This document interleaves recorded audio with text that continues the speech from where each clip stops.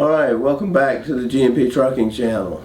Today we're going to talk about paperwork. My name is Billy Lynch. I'm the controller for G&P Trucking, which means I have responsibility for the financial side of the business. And to me, paperwork is synonymous with cash flow. So we're going to start by taking you through the G&P business cycle so you have an understanding of how you fit into that process and what it means to us. First thing that happens in our business cycle is a salesman goes out and makes a sales call. We hope we're going to get a phone call from them placing an order with us to move a load. If we do, that order that gets entered into the system then moves to dispatch, where they figure out what driver and truck can move that load for us. At that point, it gets either through Qualcomm or some other means, that load information gets communicated to the driver. And at that point, the driver takes the load from wherever it's picked up to wherever it needs to go. Now there's a change that happens at this point as well. The operation side of this thing is finished at that point, but we've still got a lot of work to do. The main thing that happens here is the paperwork that you've been given for that load needs to get turned into billing, because the vast majority of customers that we have require us to send with the bill a proof of delivery showing that load got to where it was supposed to be. So you're the most important cog in that exchange right there, because you're the only ones that have the paperwork. From there, billing can do what they need to do to get it billed according to the customer's requirements. Probably about 45 days later, we'll on average get cash in the door for that bill. That cash enables us to pay for fuel, utilities, pretty much everything other than driver settlements and payroll. We'll certainly make the payroll and driver settlement payments. Then whatever's left over is going to go to one of several places. First and foremost, it goes to the bank for the money we borrowed from them to buy equipment with. Our owners deserve a return on their investment, so they're going to get a little bit. Anything left over after that is going to get plowed back into G&P to do one of two things: buy new tractors and trailers, or help fund this system till we get, or fund this cycle, until we get more cash in the door to do it all over again.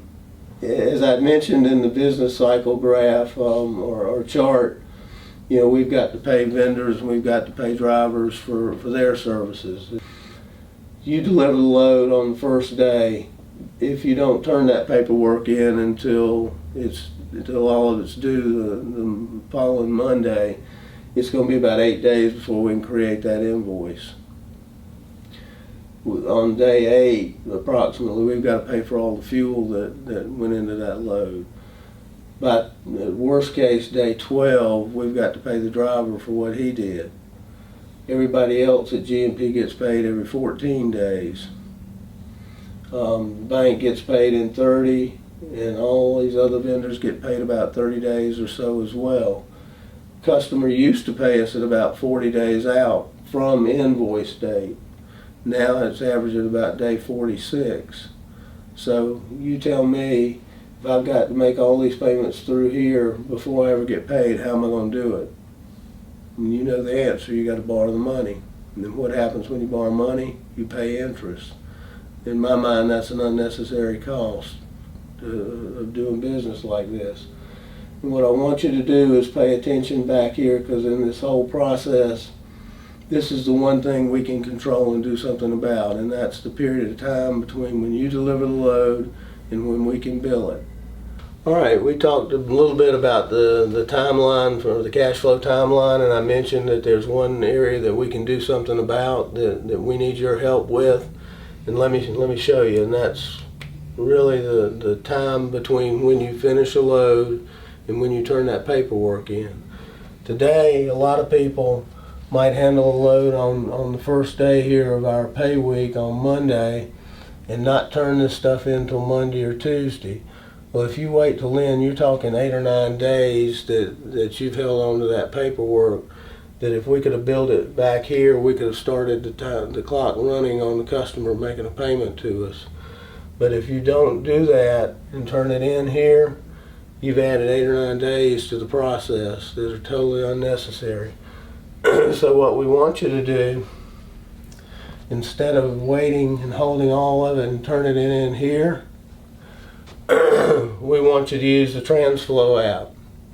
That's the most efficient way of getting this paperwork to us. When you do your e-call, right here on this day, with that Transflo app, you can take a picture of that proof of delivery, and you can have it, you can send it in here that just minutes later, and we can bill it that same day, thereby cutting out the full 8 to 9 days of time that we're adding to getting our money in the door. So, you know, we've got multiple ways of you getting your paperwork in here. By far and away the most efficient is the Transflo app. All right, well, thank you for your time today. That's it for paperwork. Just want to make sure you remember this is all about cash flow for the organization, and we want you to use that Transflo app so we can get that paperwork in here as quick as possible and get it turned around and billed. And with that being said, see you in the next video.